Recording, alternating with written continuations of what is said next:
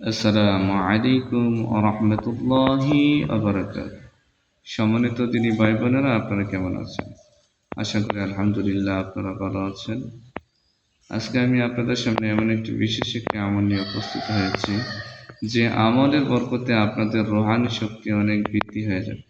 জিন ও জাদুর চিকিৎসার মূল শক্তি হচ্ছে আপনার রুহানি শক্তি। আপনাকে নিজেকে শক্তিশালী করতে হবে। তা আপনার নিজেকে যখন শক্তিশালী করতে পারবেন, তখন জিন জাদুর সাথে লড়াই করতে পারবেন। তো সম্মানিত দিনী ভাই, সে আমলটি কি? আপনারা 41 দিন পর্যন্ত এশার নামাজের পর 1000 বার পড়বেন, ইয়া হাইয়ু ইয়া কাইয়ুম, ইয়া হাইয়ু ইয়া কাইয়ুম, ইয়া হাইয়ু ইয়া কাইয়ুম। ইনশাআল্লাহ এই আমল আপনি 41 দিন করবেন।